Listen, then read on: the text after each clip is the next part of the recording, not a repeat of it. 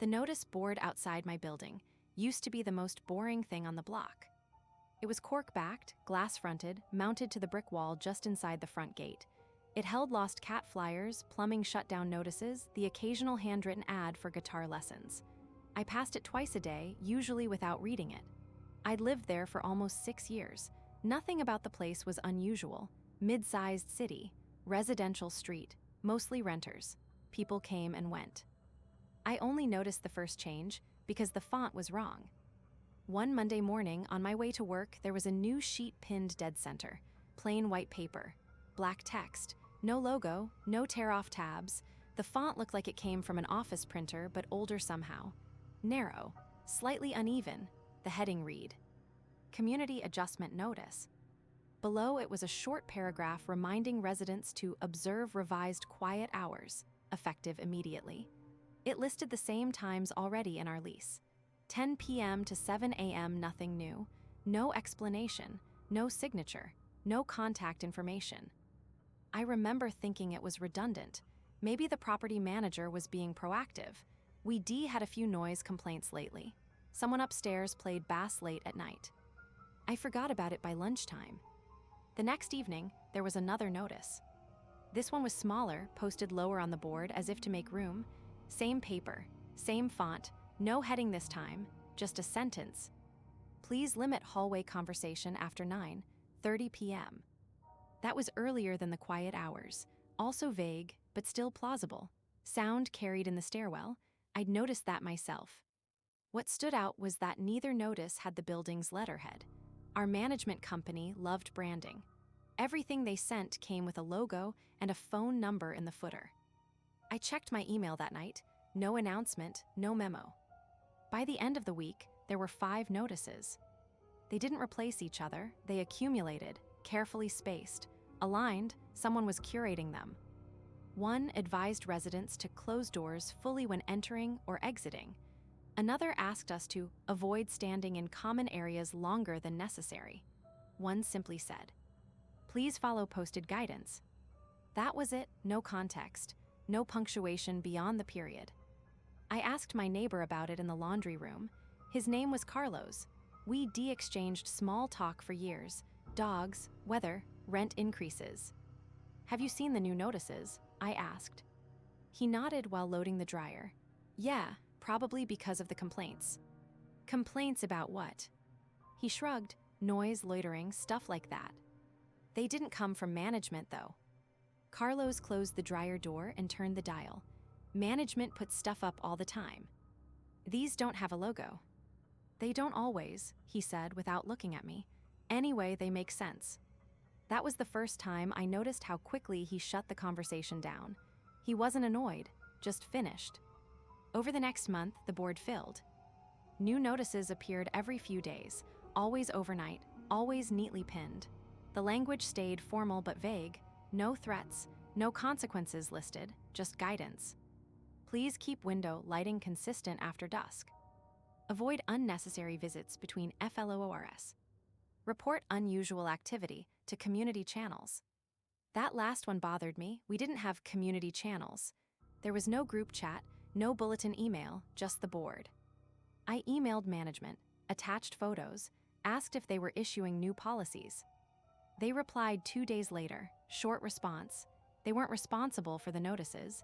They said they'd look into it. The notices stayed. More than that, people started following them. I noticed it first with the lights. Our building faced another across a narrow courtyard. At night, windows used to glow randomly, some bright, some dim, some flicking on and off as people moved around. Now around 8:30, the pattern settled. Most lights turned on, warm bulbs, similar brightness. By 10, almost all of them were off. It wasn't perfect. A few rooms stayed dark, a few lights stayed on, but the overall effect was uniform in a way I couldn't unsee once I noticed it. Hallways got quieter too. Conversations ended faster. People didn't linger by the mailboxes. Doors closed quickly. One notice asked residents to use stairs in single direction during peak hours. It didn't specify which direction, yet somehow people sorted it out. Morning traffic flowed down the right side, evening traffic up the left. No one discussed it. No signs explained it. It just worked. I tried asking again. Different neighbor this time. A woman from the third floor I sometimes shared the elevator with. "Do you think the notices are strange?" I asked, keeping my tone light. She smiled politely. "They help." "Help with what?" "Keeping things smooth," she said. "You know how it gets." I didn't, but she had already turned away. By early fall, the board was full. Old notices weren't removed. They were just pushed to the edges. The earliest ones were yellowing slightly, curling at the corners. The newer ones were pristine. They began to reference each other. As previously noted, avoid gathering NEAR entry points.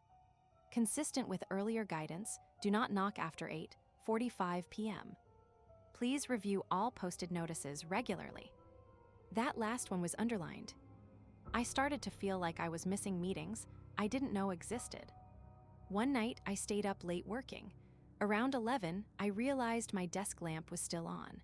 The notice about window lighting crossed my mind. I almost laughed at myself. Still, I got up and turned it off. The next morning, there was a new notice. "Thank you for your cooperation." No signature.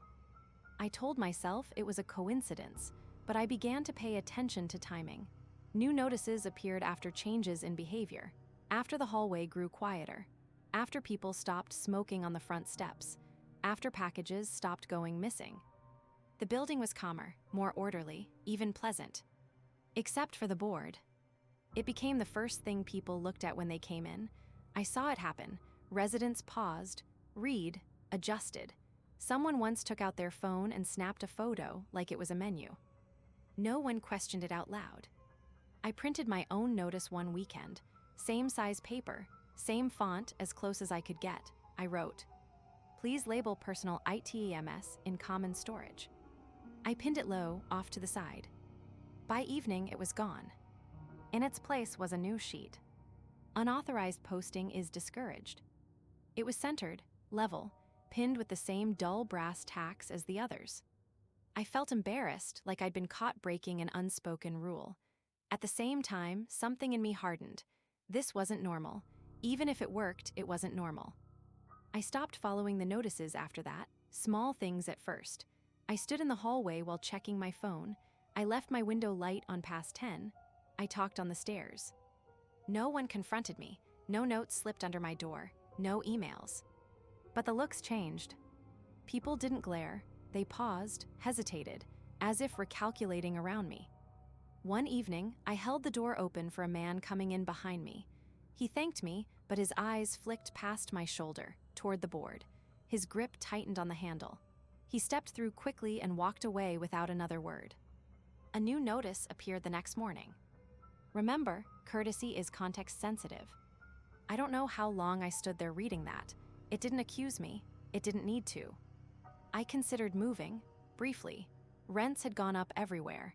The building was still convenient, and nothing explicitly bad had happened. Then I noticed the blank spaces. There were areas on the board where no notices were posted. Rectangular gaps, as if something had been removed long ago. The cork beneath was darker there, older. I asked management again. They said the board had always been there. No records of anything being taken down. They suggested residents might be self-organizing. That phrase stuck with me, self-organizing. I started taking photos of the board every day. Same time, same angle, comparing them at night. The notices didn't just increase. They shifted, subtle reordering. A notice that had been on the left would be on the right the next day. Older ones crept inward.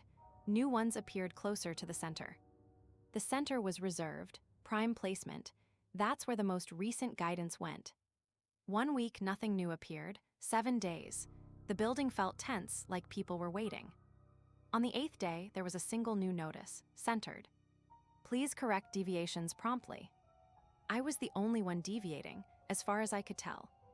That night, someone knocked on my door at 8:50 p.m. I didn't answer. I stood quietly, heart steady, listening. The knock didn't repeat. Footsteps retreated. The next morning, there was another notice. Direct contact is not always effective. I laughed then, out loud in the empty lobby. It echoed more than usual. People avoided me after that, not overtly. They just adjusted, took different stairs, waited for the next elevator. The building flowed around me like water around a stone. The board filled completely by winter. No cork visible, just layers of instruction. And then, one day, I saw something I hadn't before. At the very bottom, partially obscured by newer sheets, was an older notice. The paper was brittle, the font the same, but the wording was longer, denser. I leaned closer to read it. It wasn't addressed to residents, it wasn't polite. It described initial noncompliance, localized disruption, adaptive reinforcement. It ended with a line that felt less like guidance and more like observation. Full alignment achieved, except where noted. Below that, in faint pencil, barely visible, was a date, almost 10 years earlier. That was before I moved in. That night, I packed a bag, not everything, just enough. I planned to stay with a friend for a few days and think. As I stepped into the lobby, I noticed the board had changed again. At the center, pinned carefully, was a new notice. It was the only one on fresh paper. Ongoing outlier identified. I didn't read the rest. I left, I haven't been back. The building still shows up in rental listings. Good reviews, quiet, well managed. Sometimes I walk past, I don't stop, I don't look at the board. But I notice the lights at night, how even they are, how consistent. And I wonder how many people saw the notices and thought, like I did at first, that they made sense.